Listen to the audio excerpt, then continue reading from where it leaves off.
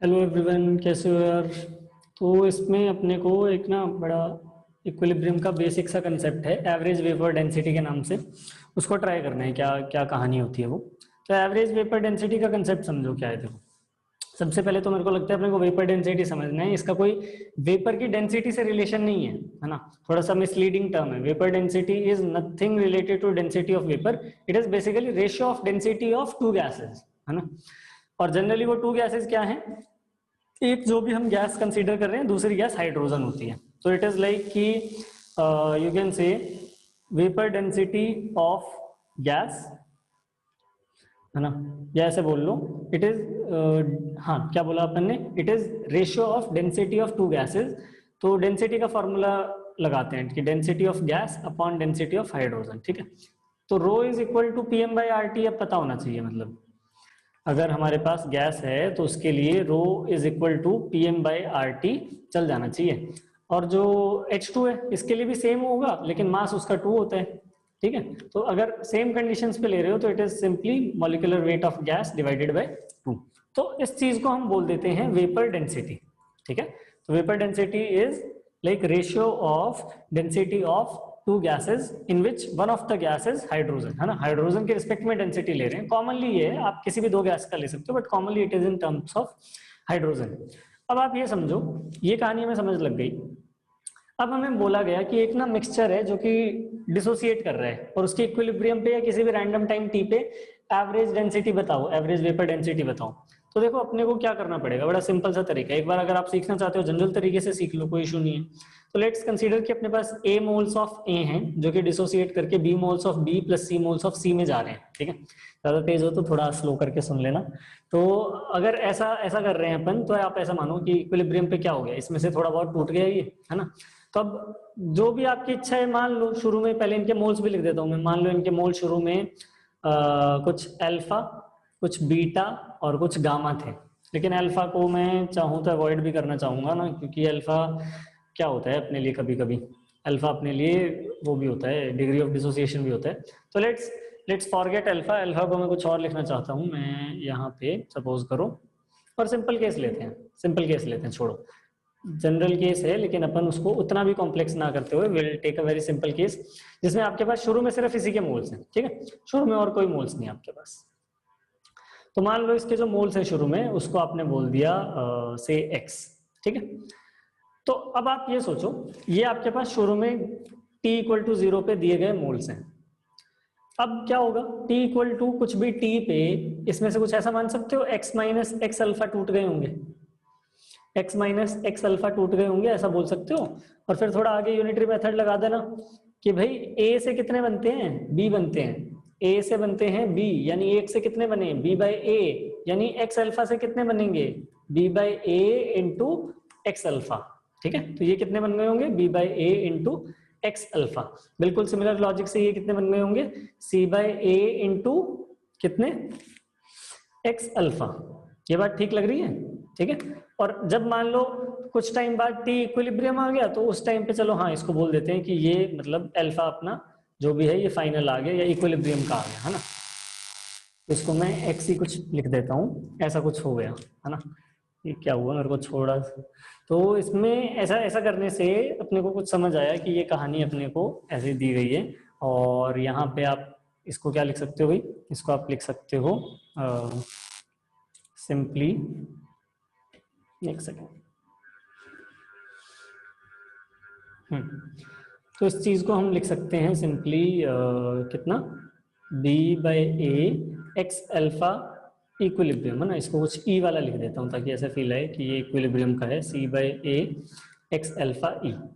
ये random time t है, जैसे जिसको q बोलते हैं अपन, और ये t इक्विलिब्रियम है, यानी यहाँ पे फाइनली इक्विलिब्रियम आ गया, ठीक है। अब मान लो आपको ना रैंडम टाइम t पे कुछ बोल दिया कि आप बताओ कि कितने, इसकी वेपर डेंसिटी कितनी है। देखो, अब या तो आप बहुत कॉम्प्लेक्स तरीके से कर सकते हो, आप क्या निकालो, एवरेज वेपर डेंसिटी निकालने के लिए आपको पहले निकालना पड़ेगा average molecular weight. Average molecular wait का मतलब क्या होगा, total weight upon total moles, ठीक है। अब टोटल वेट का मतलब क्या हुआ, आपके पास weight of A plus weight of B plus weight of C निकालना पड़ेगा, और अपॉन में टोटल मोल्स निकालने, ठीक है। अब एक तरीका तो क्या है, आप पूरी मेहनत करने लग जाओ, मेहनत करने का तो शौक है ही ना बचपन से अपने को। क्या करेंगे अपन, ऐसा कर सकते हैं मेहनत के नाम पे कि वेट ऑफ ए क्या है, वेट ऑफ ए है भाई x माइनस एक्स अल्फा किसी भी टाइम t पे, into molecular weight of A. Weight of B कितना है एट एनी टाइम t, तो आप लिखोगे b by A into x alpha into molecular weight of b। और वेट ऑफ c सिमिलरली कितना लिख सकते हो, c by A into x alpha और यहाँ से मॉलिक्यूलर वेट ऑफ c। ये बात ठीक लग रही है। फिर इन तीनों को जोड़ देना है ना, थोड़ी सी मेहनत कर लेना। ये तो अपन ने क्या निकाल दिया, इनका वेट इंडिविजुअली निकाल दिया, तीनों का वेट निकाल दोगे वो आपके पास वेट आ जाएगा। ठीक है, बेसिकली ये टर्म आ जाएगी टोटल वेट। अब ये तो हो गई मेहनत की बात। अब थोड़ी सी दिमाग की बात करें, और आई थिंक कुछ लोगों को जरूर स्ट्राइक किया होगा जब मैं ये कर रहा हूँ, तो कि इतनी मेहनत करी क्यों रहे हैं, टोटल वेट थोड़ी चेंज होता है कभी भी। टोटल वेट तो जितना शुरू में वेट था उतना ही रहेगा, वो थोड़ी चेंज हो जाएगा। तो शुरू में सिर्फ क्या लिया था अपन ने, शुरू में सिर्फ लिया था x मोल्स ऑफ ए, है ना। तो इसका मतलब बेटा टोटल वेट आपका हर टाइम पे कितना है, पूरे किसी भी इंस्टेंट पे देख लो टोटल वेट हमेशा कितना है, it is only x into molecular weight of A. ठीक है, तो ये अपन की लाइफ थोड़ी सी आसान हो गई। और अगर आप मोल्स निकालना चाहते हो किसी भी टाइम t पे, हाँ वो आप इन तीनों को ऐड कर दो, फिर आपके पास मोल्स आ जाएंगे।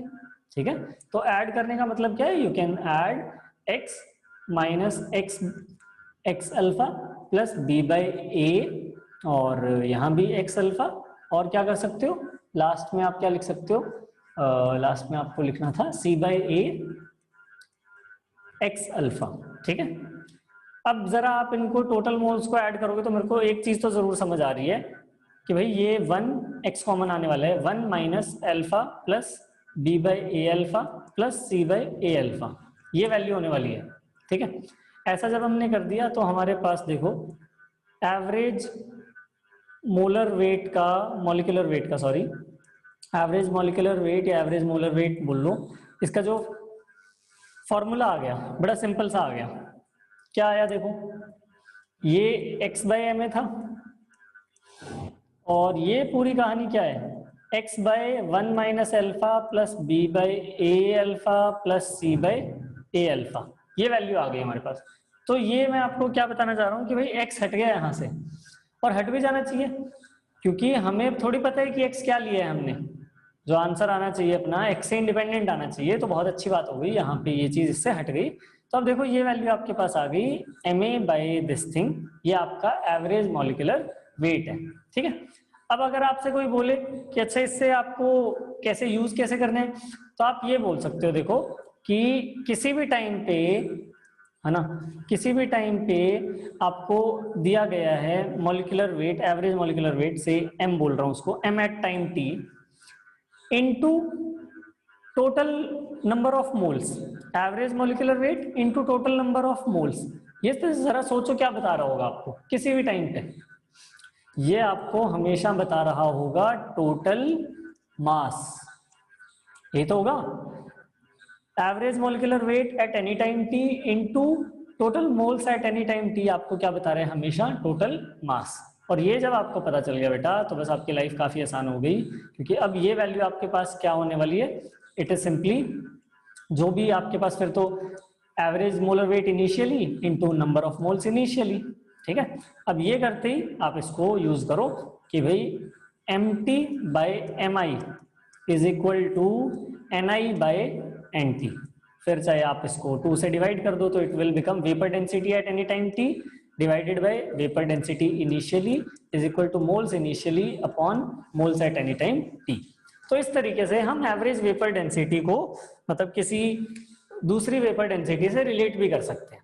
ठीक है, तो ये एक तरीका है किस तरीके से एवरेज मॉलिक्यूलर वेट बोल लो, एवरेज मोलर वेट बोल लो, या फिर अपन ऐसा बोलें कि एवरेज वेपर डेंसिटी अगर निकालनी होती है इक्विलिब्रियम में, डिसोसिएशन के केस में तो ऐसे निकाली जाती है। ठीक है, तो ये भी इंपॉर्टेंट एक तरीका है, डिग्री ऑफ डिसोसिएशन के थ्रू इसको सॉल्व करोगे तो काफी सही रहेगा, क्योंकि इसके बेसिस पे आपसे अल्फा भी पूछ लेते हैं कई बार, है ना।